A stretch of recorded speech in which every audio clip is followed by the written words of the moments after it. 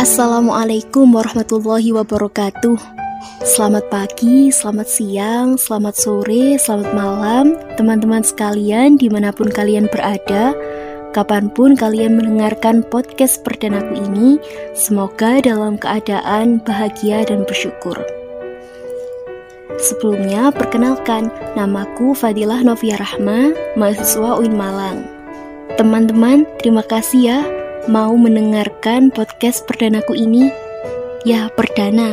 Sebelumnya aku takut karena aku sangat awam tentang pembuatan podcast. Tapi bukankah untuk memulai sesuatu memang butuh keberanian? Maka dengan alat yang seadanya, yaitu HP Xiaomi, aku ingin membuat podcast kali ini. Teman-teman, aku ingin menceritakan beberapa pertanyaan atau mungkin bisa dikatakan kerisauan yang berkemelut kadang di pikiranku dan mungkin berkemelut di pikiran kalian juga. Pertanyaan itu tentang apa sih fungsi agama itu? Apa peran agama untuk kehidupan? Apa agama punya kontribusi buat kemanusiaan dan peradaban, khususnya di negeri ini? Sebelumnya, kamu tahu kapan agama dibutuhkan? Kata orang, saat pemilu tiba. Mendadak banyak politikus jadi religius. Slogan Islami, kostum Islami, retorika Islami digunakan untuk bius, meninabobokan rakyat dengan jenius. Ada sebuah riset yang bertajuk The Global God Divide tahun 2020 awal lalu menyatakan kalau Indonesia adalah negara dengan masyarakat paling religius di dunia. Sayangnya, berdasarkan riset lain, negara kita menduduki 2 terbawah dalam hal literasi. Tak heran, kita akan mudah sekali terbawa konflik jika dibumbui isu-isu agama. Masih ingat Pilpres 2019 lalu? Dengan dibumbui isu agama, sebagian masyarakat akan mudah menjuluki munafik bahkan kafir kepada saudaranya hanya karena beda pilihan. Kalian mungkin sering menemui sendiri ya. Tak jarang ayat suci dan hadis Nabi disalahgunakan sebagai senjata untuk mendukung ego diri yang membara, untuk memperkokoh nafsu angkara, untuk mempermegah rasa sok suci. Rasanya agama hanya digunakan untuk memperkeruh apa yang sudah keruh, untuk menegaskan eksklusifnya diri dengan bersikukuh, bahkan untuk menghalalkan saling membunuh. Astagfirullah. Kadang kalau pikiranku sudah begini, aku harus cepat-cepat menyadari bahwasanya bukan ajaran agama yang ricuh, tapi manusialah yang rusuh. Teman-teman pernah mendengarkan puisi Gusmus yang berjudul Kaum Beragama di Negeri Ini? Sebagian puisi tersebut berbunyi seperti ini.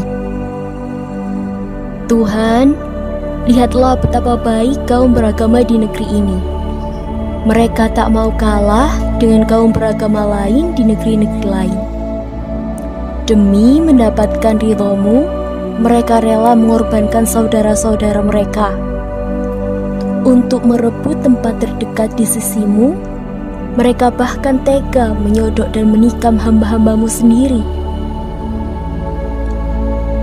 Begitulah teman-teman. Kalau mendengar puisi tersebut, siapa yang kalian pikirkan? Semoga bukan kita ya yang termasuk kaum beragama seperti itu.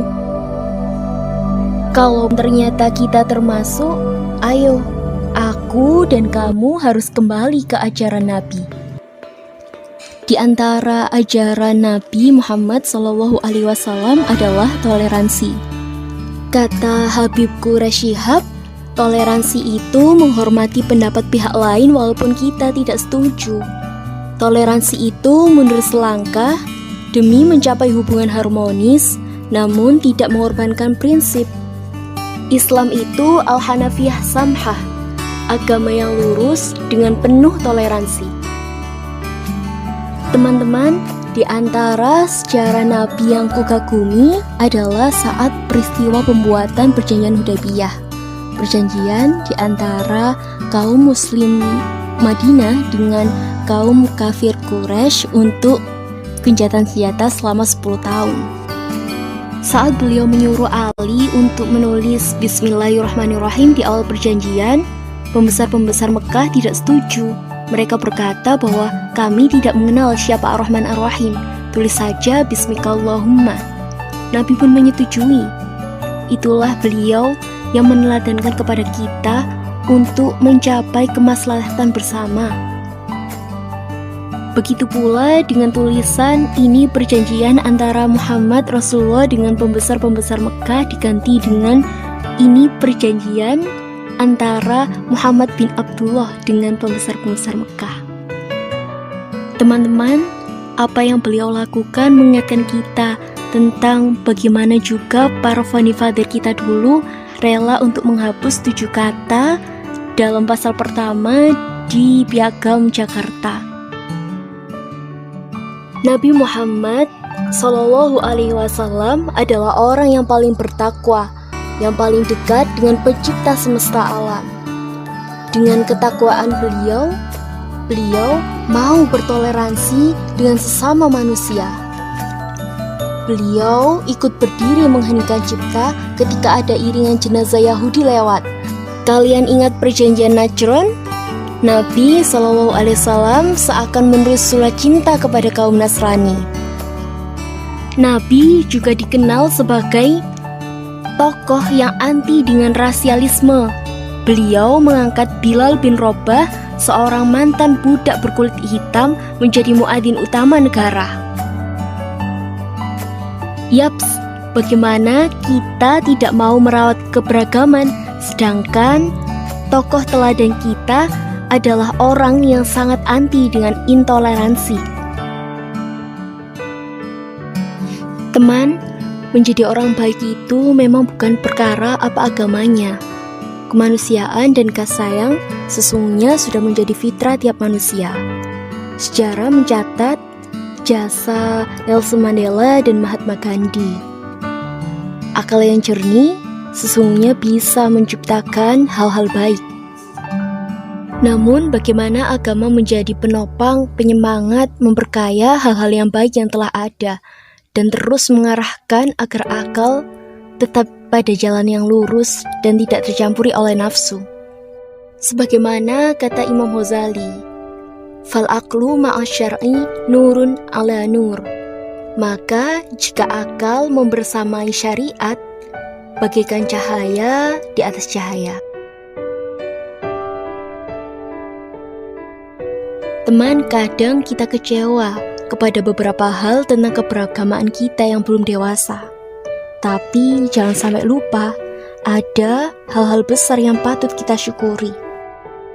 Kita tidak boleh lupa bahwa ada tokoh-tokoh yang mempunyai keilmuan Islam mendalam sekaligus kedewasaan dalam beragama yang selalu berusaha untuk menjaga persatuan, baik dalam diam doa maupun dalam nyata pernyataan. Entahlah, sebagai negara yang mempunyai penduduk muslim besar, itu bisa disebut privilege atau disebut dengan beban.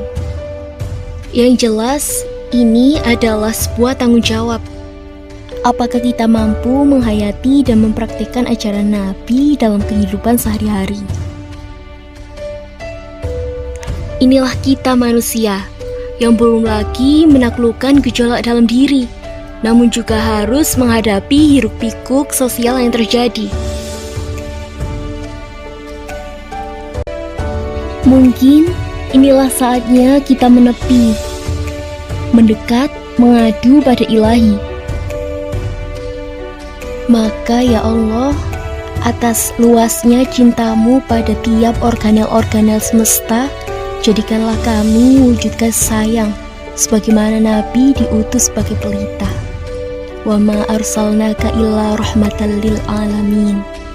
Maka ya Allah, atas hadiahmu pada negeri kami indahnya kemerdekaan, ilhamkan kami rasa syukur untuk senantiasa menjaga persatuan. Rahmati wasi'at kulla syai'.